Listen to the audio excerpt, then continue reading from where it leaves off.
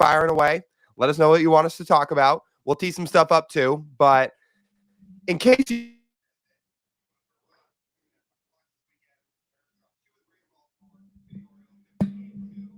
to the Orioles, they win game 2. Took them until about the 7th inning to get going for the 1 win, but they scored only 5 combined runs in the other 2 games, and they ended up losing the other 2. So not great? No, not great, especially when you're going to New York for 4 next week. I will say I'll say it's on brand for the first comment we get on YouTube was about Sebi Zavala. The first one. I did see some jokes online today that was trying to blame George Kirby's outing today on Sebi, which I got a chuckle out of. I got a chuckle. One game a week for Sebi. I don't know how people use up energy on that. Still on the back of catcher. I guess we'll see what is up with Kirby. I was talking about this with my family actually before. I think this is a good question to kick it all off in terms of Kirby. He's gotten hit around a couple of times this year. I just honestly think this today was just a bad matchup for him, to be honest. Like think of how the Orioles offense operates. They don't walk a whole bunch. They swing at a lot of pitches in the strike zone, and they're pretty aggressive. That's sort of the worst case scenario for Kirby. Like Kirby wants to pound the zone against teams that might be a little bit too patient, but the Orioles are in fact the opposite. They're not patient at all.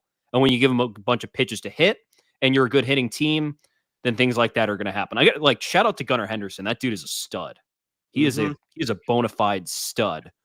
Some of those swings he was taking this weekend against Mariners pitching was unbelievable. He has a case to be the MVP right now. When you look at WAR in the American League, it's Kyle Tucker, going to be Mariner, and Gunnar Henderson. Gunnar Henderson is playing like an MVP right now. He's not quite, if you just look at his bat, he's not quite Aaron Judge or Shohei or guys like that, but you combine his defense with everything else, and the fact that he's 22, yeah, he's got a real chance to win the MVP.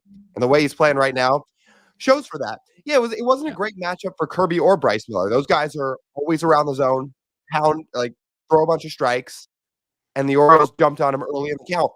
They had a plan, they attacked it, they executed it. So yeah, not a great matchup for Kirby.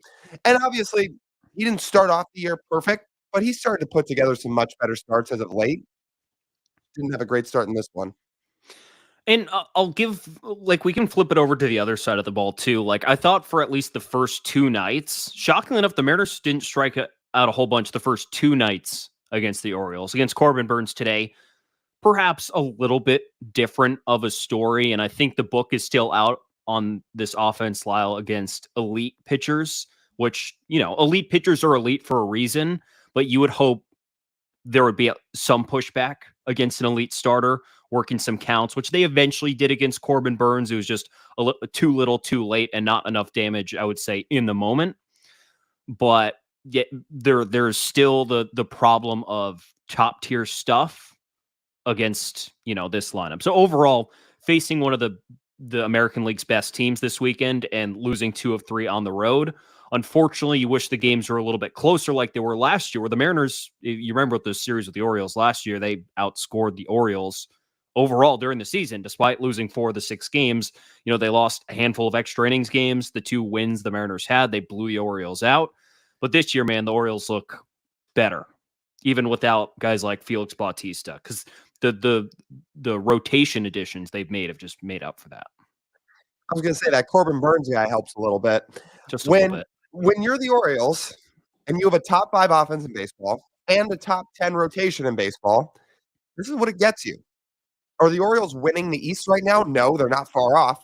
But I think the 2 best teams in the American League right now are pretty clearly both in the American League East. It's the Yankees and it's the Orioles. And the Mariners have to go through both of them on the road here. So they've got their work cut out for them. And to get we can save this topic because we're on the topic right now of Kirby and kind of what happened with him today. Which shout out Orla for that question. That's from Orla McCaffrey on Instagram. The Mariners showed from how they played this weekend that they may have some adjusting to do going forward if they want to get to the level of the Orioles and Yankees. We can save that for a little bit, but the series taught us some things, that's for sure. And now you have to go to New York. Yeah. What before we get to another question, what do you feel about this series upcoming? I mean, the Yankees are about as hot as it gets, as good as the Orioles are playing. The Yankees right now are in front of them in the division, I believe. Yeah. And they're doing all this without Garrett Cole too. Yeah. So that Yankees rotation, look, it wasn't when Cole went down, I think people had some concerns about it. Not anymore. Luis Gil, however you say it, is throwing the ball unbelievably well. Marcus Stroman's been awesome. Nestor Cortez has been awesome. And they're going to get all three of those guys in this series.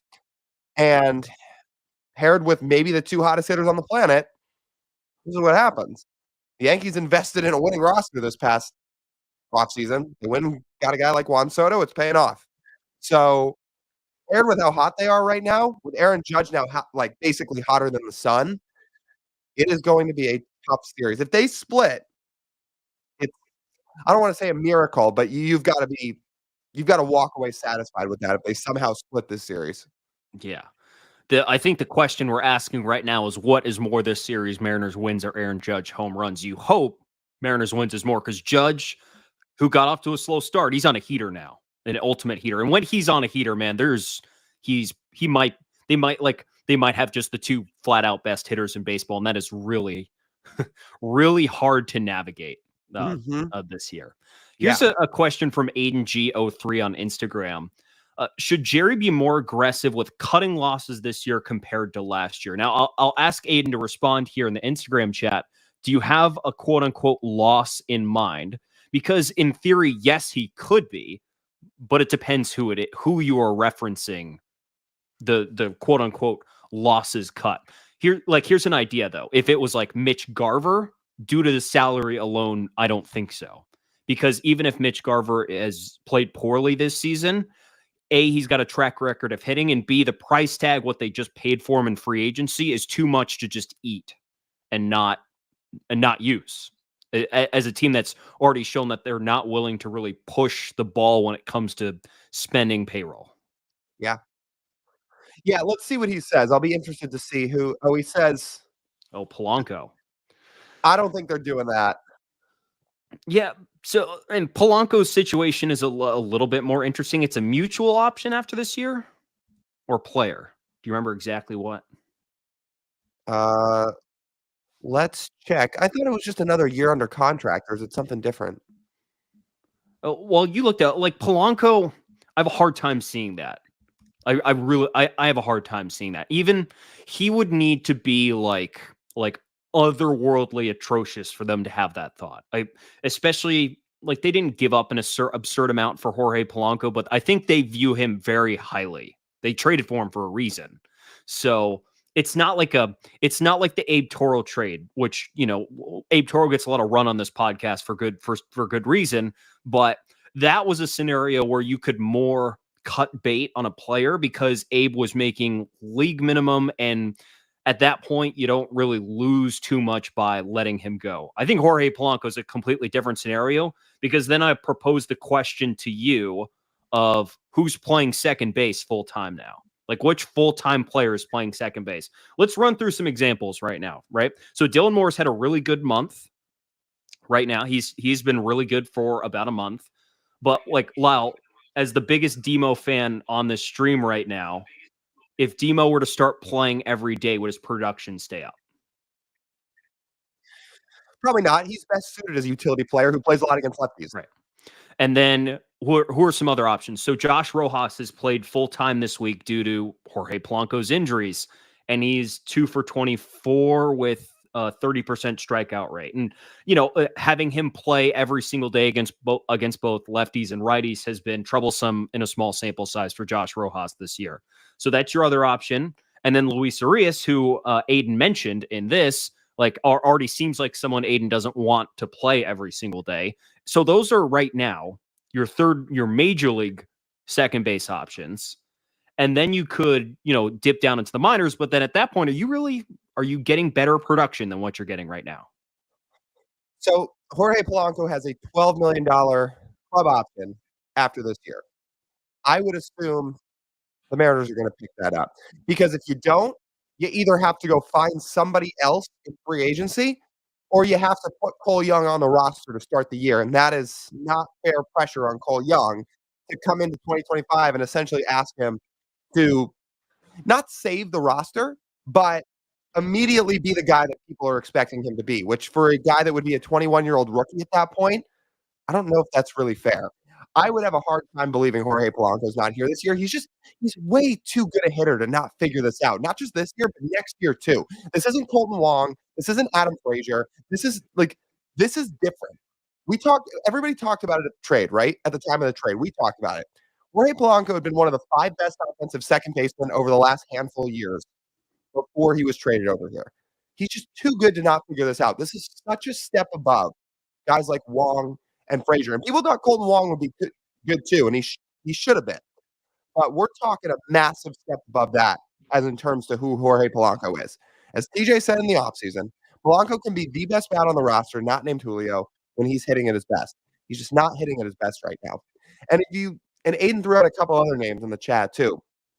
In terms of Urias isn't being played to his strengths right now. The injuries on the roster are forcing guys into situations that don't play to their best abilities. Luis Urias has nearly an 800 OPS against lefties. That's what he's here to do.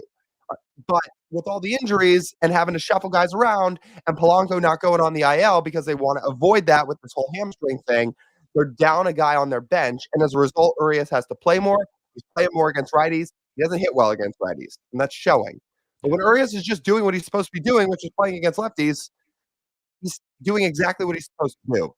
So injuries are playing a factor into why guys are being put into, I don't want to say uncomfortable situations, but situations that don't suit them best as players. So I don't think you're going to see Polanco get moved away from. I don't think you're going to see Urias get moved away from. That's just my guess. Yeah. I will say, Lyle, if we're talking about we're talking about cutting bait right now, but Steve Irving in the YouTube chat saying after watching the Orioles series, it makes Kyle Tucker look even more appealing. So I would agree. Right there. Hey, Steve, I'll just say, even if the Mariners swept the Orioles, I would still say Kyle Tucker looked just as appealing. He had a good weekend too against Brewers. Dude, he's leading the American League in WRC plus at this point, I'm pretty sure, and I think he's leading it in WAR. Sounds like a guy you might want on your roster. So if you're out there and you're seeing the Astro scores, not that you aren't already before, but man, just prey on their downfall. Loss after loss after loss after loss to actually get them to cut bait. Because guess what? This can't happen if the Astros don't keep losing games. So you want to call it, like we've said, you want to call it fan brain, you want to call it delusional, you can call it whatever you want. We're going to keep speaking this into existence? Yes, we are. Oh, yeah. Okay, let's see what else we got. Oh, if we want to touch on a couple other things about the Yankees series, I talked about a couple of the arms the Mariners might see, Stroman, Heel, guys like that, right? We didn't even mention Clark Schmidt, who has arguably been their best arm, who the Mariners will also see in that series. We didn't even mention Carlos Rodon, who has basically gone back to being the Rodon that people expected him to be and the guy that the Yankees paid him to be. And, oh, by the way, when you get to their bullpen, Clay Holmes is not allowed to run this year. Oh, great. Good to know. Their closer, a.k.a. Clay Holmes, he is not allowed to run. You want his numbers. He has made 19 appearances. He has a 0 ERA, 13 saves. He's given up 3 runs. No earned runs. 4 walks, 23 strikeouts. His whip is 0.98. Pretty good. I'm all fuzzy and warm inside now. Thank you. Yeah. You made my Sunday. And honestly, they've got other guys in that bullpen that are throwing well too. Luke Weaver has been awesome for the Yankees. You seen that? Legitimately awesome. No, I have not. Luke Weaver has a 2.25 ERA and an 0.67 whip. Wow. Yeah. Not bad. I think the Yankees have figured something out. Scrappy underdog of a franchise. Mm-hmm. It's not going to be an easy series. They have a devastating offense, a devastating rotation, and a devastating bullpen. So it doesn't matter which 5 guys in the rotation you get right now, whether it's Stroman, Heel, Nestor, Schmidt, Rodon, they've all been good. So. Yeah.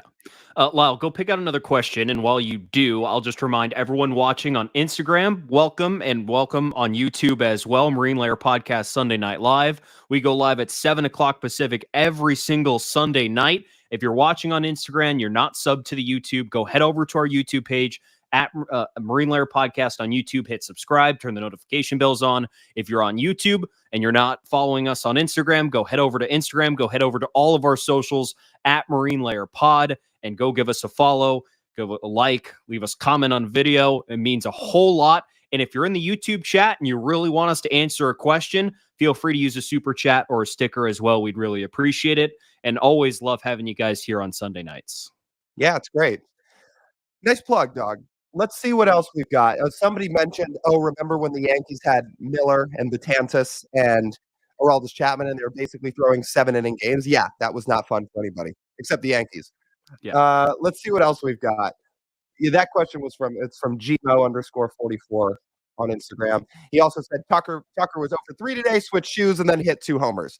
Well, yeah, he did. He was wearing green shoes. Shoes he should put on? He should put on some teal shoes. I'd like those. I can't wait till the Astros are here and we take some video of Tucker taking BP or taking outfield, and we just put Mariner. Kyle Tucker's taking batting practice in his future home. I am saying I love that we're starting a movement because I'm scrolling through the Instagram comments. There's one, I want Kyle Tucker. Kyle Tucker. Yeah, there's a lot of Kyle Tucker talking here. Let's see. Urias mashes lefties, but seems like a liability in the field. That's from Gmo44 too. Honestly, I would refute that. He has been much better than people expected him to be on defense. I think Perry Hill's worked with him a lot. I think they've really cleaned some stuff up. He's not a Gold Glover, but he's been much better than people thought he was going to be in spring training and probably thought he was going to be at the start of the year. Tell me if I'm wrong. Isn't he graded as their best infield defender right now? By DRS or OAA? Probably both. Check this. I'm gonna think it's both right now. He's been good. Yeah, because he was plus in both when we did our defense segment a week and a half ago. Right.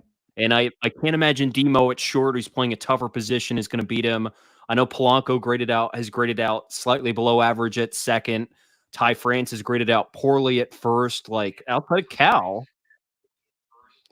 Yeah, his defense has gone a little bit down since then, but his DRS is 0. He's average. Again, he's not a Gold Glover, but he's not losing games either. Yeah. He made a couple throws in this series that weren't great in the Orioles series, but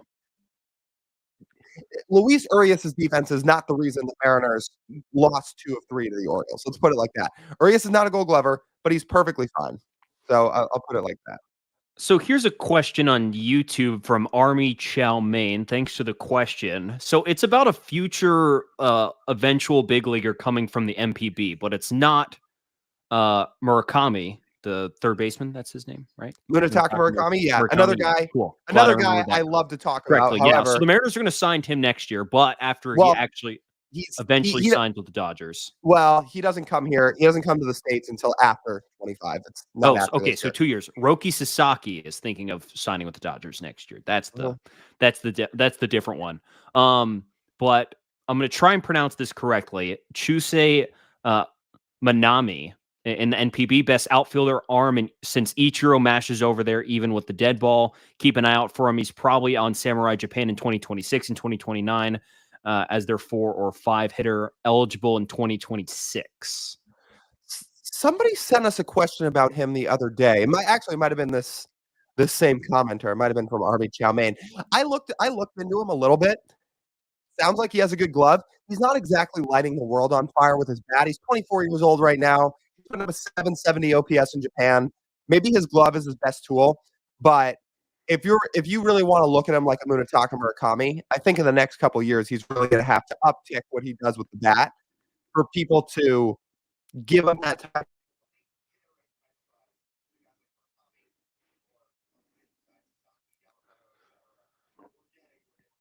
Etc. We're getting when they were coming over here. So sounds like an interesting guy. Certainly got to keep some tabs on. I think the offense is going to have to play up a little bit more. Did you hear the news? Tucker signed with the Astros 8 years, $325 million. Yeah, right. No, I think that's just a troll comment. Oh, it better be a troll comment because that puts an end to a very, very fun bit of this pie. Actually, not bit. Wouldn't that be fun here on a live stream? He actually signed that code. Though maybe not fun is the right word, but entertaining, certainly. Yeah. It's over. Well, shout out, Nash Brammer for the troll job. Do we want to address? I mean, I don't know if we're wasting.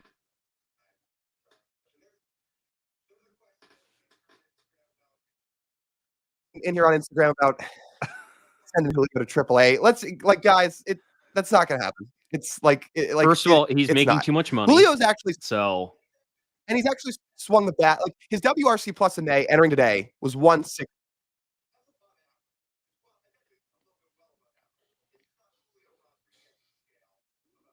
Julio Rodriguez's scale above average. No, he's not going to AAA. Like let's just shut that idea down. yeah, I think we all wish he would turn into the MVP level hitter that he's supposed to be overnight.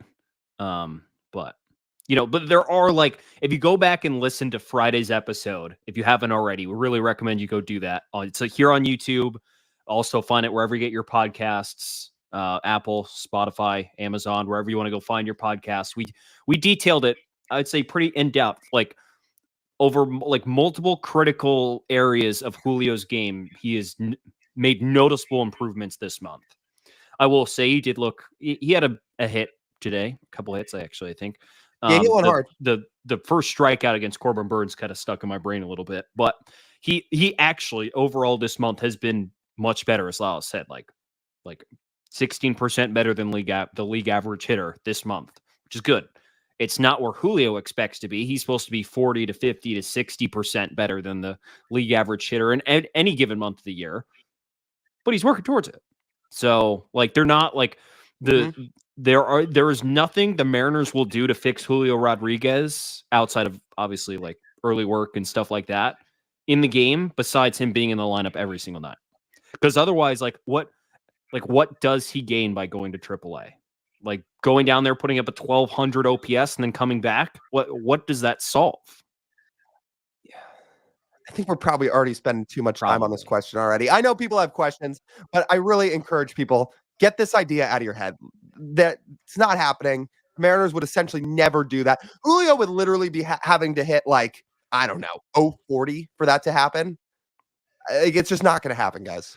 Now, as Glenn writes in and says, why is he still batting second, though? If you want to make a legitimate conversation about moving him down in the lineup, I think that's a different story, because that's something they've done. They did that last year for one game, but they did it, right?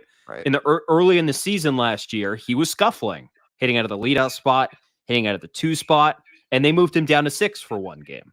It's not out of the question. The problem is there's no one rearing to take his spot. Right? If there were other hitters in this lineup, like J.P. Crawford, for example, last year, tearing the cover off the ball and deserving to hit high in the lineup, then it would be more likely he gets bumped down in the lineup. But Cal's already hitting high in the lineup, so it wouldn't be him. Rojas, as we detailed earlier in this live stream, played full-time this week because Polanco was out, proceeded to go 2 for 24 with a 30% strikeout rate primarily out of the leadout spot. So you couldn't bump him down. And then you go down the lineup. Okay, are you hitting Ty France second? No. Are you going to hit Mitch Garver second? No. Are you going to hit Polanco when he comes back second? No, I don't think you're going to do that. And then we get to Luis Urias. Are you hitting him second? No. And then it ultimately comes down to Dylan Moore. I know Lyle would like to hit Dylan Moore second, but realistically, how many games would you survive with Dylan Moore as your number 2 hitter? So then it runs out, unfortunately. Someone just said Luke Raley, but I've seen that. Still. I've seen that. So Julio's not getting on base a whole lot right now, but does Luke Raley, even hitting as good as he does right now, is he does he get on base enough to hit in the 2 hole? I don't know. Maybe hit him 5. Why don't you hit him 5? I was going to say Raley where he is right now is perfectly fine. Anywhere from 5 to 8. I don't know if 2 makes the most sense for Luke Raley. Mm-hmm. So, here's a good question if we're going to transition. A couple people have asked about it. Just address it because maybe not everybody's seen it. People are asking both when JP and Polanco come back. So, JP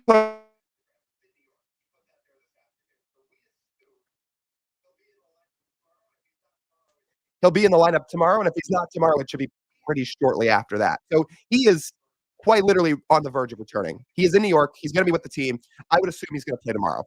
Polanco, they're taking it day by day. They're hoping he's going to be ready for this Yankee series, but he has to keep testing out his hamstring. He's doing work on it every day. We'll see. JP, we have a little more clarity on when he'll come back. Polanco, it's still day to day. Now, here's a question, Lyle. Who's hitting leadoff if he's getting activated tomorrow? I don't know. You could go either way. Well, again, we talked about this on the podcast. You have JP and Rojas hit 1 and 2 in some sense, and have Julio hit 3. I'd bet JP second. I know he didn't perform in the first month this year, but if all else fails, I would absolutely hit JP Crawford second. Sure. At least give it a try, right? What's the worst that happens? Then you get, Julio's sitting right now this month with a like a low 700s OPS. Like JP could do that. Like he walks enough to earn that without slugging at all. And JP was starting to figure it out before he got injured. If you want to look at his last 7 games before he got hurt, he was hitting 286, and his OPS was close to 800. So, yeah, that's what you want out of a 2-hitter. And obviously, we hope JP hits a little bit better than a slightly under 800 OPS. But yeah, hit him and Rojas 1-2. Hit Julio 3. That's fine. A 790 OPS this year, Lyle, is like a 125 WRC plus at least. Well, that's true. Like that's a good hitter. That's almost what JP did last year, which was 130. Which is why OPS is a good stat. WRC plus is a better stat. So yeah, It shows you what the league average truly is. Offense is way down this year. Yeah, if JP puts up a 790 OPS, that's probably similar WRC plus wise to what he did last year. So ultimately, I think Bryson adds in a really good point about where you bat Raley in this lineup. And thinking about, okay, so if you have Rojas 1 and JP 2, you have 2 guys who are willing to take a walk at the top of the lineup. So then you get to Raley at, say, like 5. Bryson says, I want guys on base for Raley with his power upside and him hitting the ball really hard to the pull side. Like that makes sense, opposed to Raley being at the top and worrying about getting on base. Think of it, Raley's hitting nearly, 300, whatever the stretch he's on, nearly a month, not quite, a few weeks. Sitting about 300 in that stretch, and his on base is still only like 330 something. Like it's not that high. Right. So you'd want a JP Crawford who could nail that on base percentage even if he's not hitting very well. Sure. Yeah, for sure. Oh, let's see. What else do we got on here? Oh, somebody asked us. This is a fun question. If we want to get into this a little bit. This is from, let me make sure I get it right. I'm just scrolling up. Oh, here we go. Man, I got to keep battling through this pollen thing. I don't. Do you have pollen allergies at all? I never thought I did, but it's killing me. Maybe a tiny bit, but yeah, that's what I always thought. I'm feeling great right now. Yeah, that's what I always thought too. But I don't know. Maybe the pollen's extra strong or something. Anyway, yeah, I'm trying to fight through it. This is from Griffin Jones. He says, "If we don't get Tucker, who's next on the wish list?" Well, Pete, we did float Pete out there. Is that realistic? Like, he would be a good fit into this lineup. Like, Pete Alonso realistically adds a ton of power to the lineup, which is where the area they don't really have enough of. So, like, it makes sense. But I think we need to see a little bit more baseball before we truly know who's available. Like, we floated Nolan out there. Like, he's got a full no trade. Pete doesn't. So, that's the big difference there. If a player has a full no trade, the odds of the Mariners acquiring them are slim. Right. And Pete's hitting fine. He's not hitting great right now. I mean, 118 WRC plus, he has 10 homers. Now, he doesn't strike out a lot. That's actually something Pete's always been very good at, despite being such a power guy. But Jeff Passan floated Luis Robert out this week on 710. So as high on the idea as we were this offseason, I'm a little more worried now because Luis Robert is injured again. So I don't know what the package would exactly be for Robert. We assume it would be pretty high. Oh, choose your words carefully. What's that? Oh, yeah. Words carefully. Well, you don't want White Sox fans coming into the live stream. I don't think the package that the White Sox would ask for at this point is worth Luis Robert. If the package comes down, sure. But you're talking about a guy who doesn't walk a lot, is injured often. There's risk there. Yeah. For what Jerry and Justin would have to give up to get him, combined with the fact he is often not on the field, risky. So no more Brian Wu for Luis Robert. That's off the table now. Trade the second we offered it this offseason. You think they're taking that trade now? The answer is yes. Aiden brings up just a no doubt trade. Austin Voth for Juan Soto. Yeah. Yep. I'm down. Sure. I'm down. Like, if you have Brian Cashman sell, we'll float it to him. Well, we do have another person, Steve, in the YouTube chat says Abe. So it like at this point, enough. Like, we're talking Kyle Tucker into existence. I'm afraid there's going to be enough people on these Sunday night live chats that will put Abe's name into rotation enough where Jerry might actually do it, and it's going to be a problem. Yeah, it's gonna cause a lot of problems on this podcast if he ends up back on this team. It really is.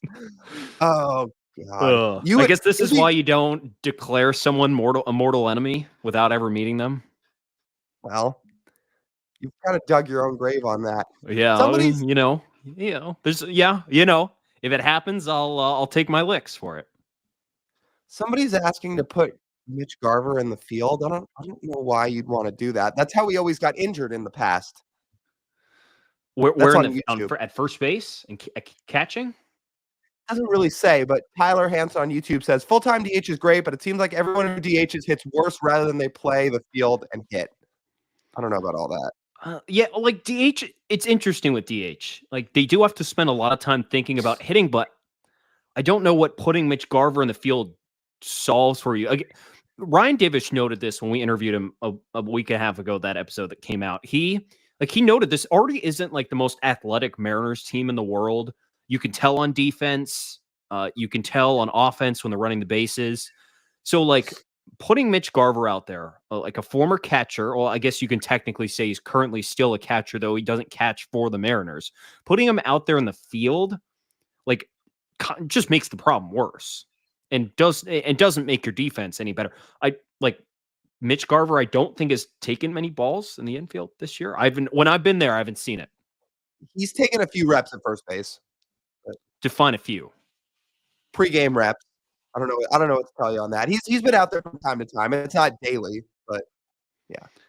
But yeah, I just don't know what that achieves. So, like, who are then, like, so is that a Pete at first base, or Pete at DH, or? Somebody asked earlier, way earlier, but did I disconnect?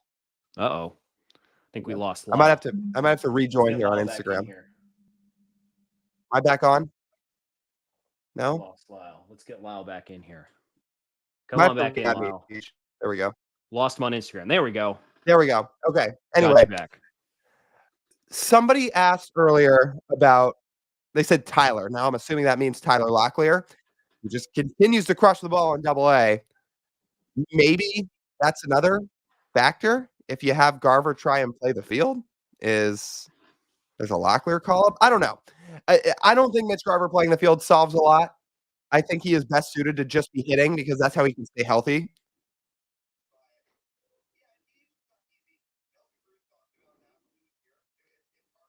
Talked about that when he was here. It's harder than people think, but I also think that I'm with you on that. Suited. Since this, like, you and I have kicked this idea around, let's put it out here on the live stream. I think we say mid-season for when we seriously evaluate Tyler Locklear and his candidacy to get to the big leagues and play. How would you want to see him, like, a month in AAA first? I don't know. So he's not a Cole Young or Harry Ford in the sense of those guys probably won't spend any time in AAA. I would assume when those guys get called up, they're getting called up straight from AA. Maybe you want to see. I mean, here's the thing, right? He's going to crush the PCL. He's hit every level of the minor leagues with no problem. He's crushing it in AA. That ballpark in Arkansas is huge. It's not serving him any issues. Maybe you want to give him a month in AAA to sort of not just bridge the gap, but then he's in the area too. So if you were going to call him up, it would be a little easier to send him up and down if you had to, if it wasn't going to be a permanent call up.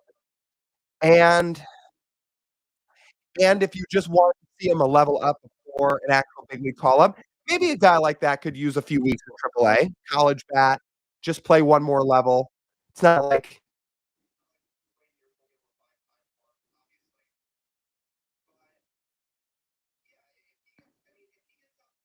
yeah, if he gets up to AAA in July, right? And for a month he's going off in the PCL, and you get toward the trade deadline or after the All-Star break, then it really starts to become a talking point. Yeah. We're gonna have to see what Ty France looks like by then. But I would say, in conclusion, I'm kind of going a roundabout way about this. I wouldn't say Tyler Locklear needs AAA. I wouldn't say it's an absolute necessity. I also wouldn't be shocked if they have him spend a little bit of time there. His issue is that Divish pointed out, like, he is only a first baseman or a DH. He cannot play anywhere else. And that's like when it pigeons to that, and the Mariners already have a full-time DH, it comes down to the question of, like, right now, so what'd you say Ty's recent OPS numbers are? He's what, 680-ish? Yeah, See what like, he has last game. give or take, Or the we'll last roll with 15. 680. Like, can Tyler Locklear today put up an OPS better than that at the big league level? It could be a very easy yes for a lot of you. It certainly could be. I think you and I, when Jared Kelenic came up, when he was just kicking the crap out of the minor leagues, thought he could do that, and Jared comes up and puts up, what, a 400 OPS at the big league level? It's not Yeah, always yes. Like Jackson Holiday, the obliterator of AAA Norfolk, came up to the Orioles and was immediately the worst hitter in baseball when he came up, because it was a struggle. So a little different. Just because those guys are high school bats, neither of them had a ton of time in the minors. We know Jared essentially had almost no time in the minors because he had no 2020. He played 6 games in Tacoma in 21 and then got called up. Locklear's older guy, not that old, but older prospect, older than a 21-year-old Jared Kelenic or 20-year-old Jackson Holiday. But college bat, mashed in college, has mashed in the minors, is progressing through each level of the minors. He's not just skyrocketing through. He's had a normal progression through the minor league system. I would feel more comfortable about what Locklear could do given a call up. Just because, again, way more at more bats comfortable than who? than somebody like, okay, it was Jared Kelenic ceiling a superstar when he got called up? Of course it was. Same with Holiday. But just in the sense of, I think the floor is higher for what Locklear could do than what Kelnick or Holiday's floor was. Is the ceiling as high as those guys? No. But just the floor of being at least a league average bat for what he's done in the minors and also being a more developed prospect feels greater. And by developed, again, I just mean older and more minor league games. Sure.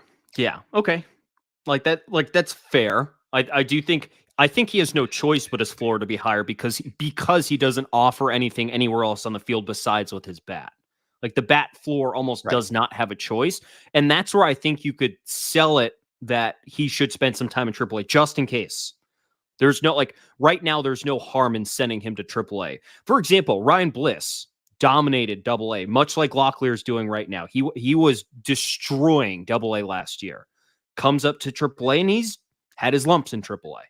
So it's not always smooth sailing advancing to that level, even though it's not as big of a jump as obviously it's from AA to the big leagues. It's still a jump. You're still facing older, more veteran players in different ballparks. And I think isn't the biggest thing in AAA is that at least some of them can locate off-speed pitches. Maybe not all of them, but some of them. For example, if you were to face a Dallas Keuchel, he's got control of his off-speed pitches. Maybe not everybody does, but some people do. And that's Yeah, probably different than it is in right. AA. Uh,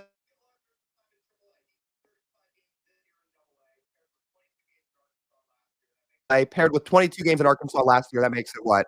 57 total games in AA? I guess that's entering today.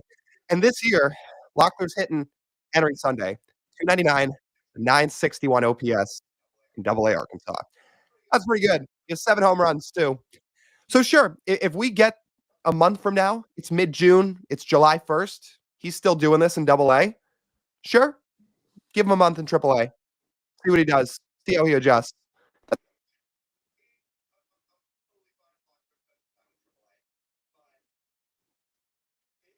But It just seems like it's becoming more and more of an option. There's still obviously the chance the Mariners just go trade for somebody outside the org, and Locklear's more 2025 option.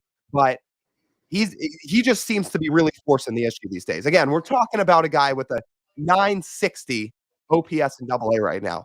Julio wasn't even putting up a 960 OPS in Double A when he was in Double A. I think he was over 1,000 in Double A. I'm pretty sure. He had a pretty good Double A. Well, you look that let's up. look at his minor Tyler league brings up a question or a suggestion. Could try. Oh, you're right. I was right. You're right. He was. I'm sorry. He was 1007. You know what? Let's say Jared. Jared was like an 880 guy in Double A, right? Yeah. Give or take. Okay. Tyler's throwing out try Leo Rivas at second until Polanco comes back and platoon Rojas again. The problem is Leo Rivas is not like supposed to be a hitter at all. He's there to play defense. And yeah, like if Leo Rivas right now was like even a near big league ready hitter, I think we would see him a little bit more than we've seen him. We've barely seen any of him at the big league level. Right. Yeah, there's a reason Rivas isn't getting consistent starts. He's there to basically be the last guy on the bench, pinch run, and play defense. So Urias at third base and his defense reminds me of those old Beltre brick wall commercials where he's just sitting on the wall. That's from Steve. That's a good one. It's a good one. Though, Urias has done at least one thing different than Beltre did at third his time with the Mariners, and I'll leave it at that. In terms when it comes to his defense, I think you'll get what I'm suggesting. Yeah. We can try to get to one or two more here. Somebody asked. Yeah, that sounds good. John keeps asking about go get Kyle Lewis. So I don't even think he's playing baseball right now. I don't think he's anywhere. The Diamondbacks didn't bring him back. He hasn't had an at-bat so far in 2024. Man, it really sucks for Kyle Lewis. But I think he might just be done. He's got borderline non-repairable knee issues and can basically only DH at this point. It sucks. I think everybody loves Kyle Lewis, and for good reason. So did we. But unfortunately, injuries may have gotten best of him. Army sends in Army sends in another thing here on YouTube. Gee, if only the Mariners had gone after a guy the Marlins were never going to extend to his experience in left, first, second, short, and third. Who's he? Army, who are you talking about? That's a Rise. It is a Rise. A Rise can play short? That's news to me. Play is a loose term. Yeah. Well, I would have been down for Luis Arraez. That would have made a ton of sense, but he probably would have just been a second baseman. And he's the worst defender in baseball.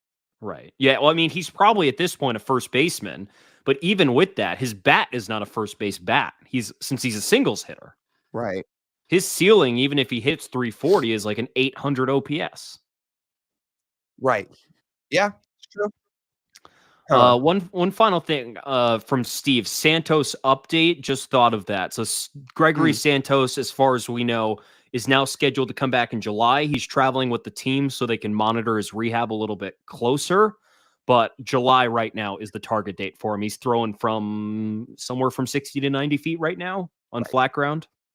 Yeah, he was back in Seattle this past week. I think he's happy to be back with the team, just kind of watching him. He seemed pretty happy to be out of Arizona, around the team, doing teamwork, all that stuff. Yeah, it sounds like July, which is unfortunate because they could really, really use Gregory Santos at this point. But he's going to have to keep progressing. Hopefully he does. Hopefully there's no more setbacks. I'm glad he's with the team now and is traveling with the team. Hopefully that helps him out. But we're still a few weeks away. Right.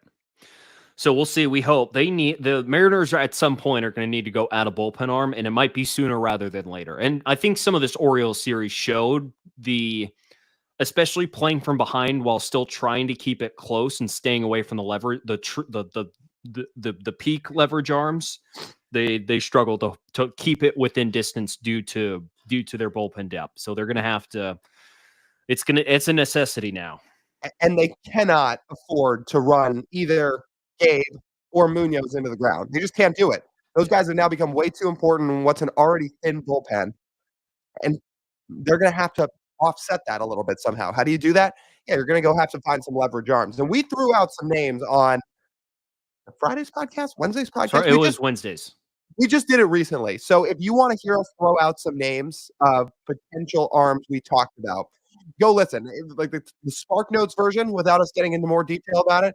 Talked about Jordan Romano. We talked about a couple guys from the Nationals. We talked about a dream world. Would they look at Ryan Helsley? Obviously, we've talked about Paul Sewald. There's some names out there, and if you want more detail on that, yeah, go listen to that segment on Wednesday's podcast. Yeah. So that's your homework. Until then, we will be back right here on YouTube and Instagram Live next Sunday, 7 o'clock Pacific. Hope to see you all there. If you aren't already subscribed on the YouTube, go head to our YouTube page, Marine Layer Podcast. Hit the subscribe button, turn the notification bell on. Make sure you don't miss a single video, single episode, single short, single anything from our channel. And if you haven't already, go follow all of our other social medias, Instagram, TikTok, Twitter, at Marine Layer Pod. Hope to see you guys all there. Until then, we'll see you guys next week.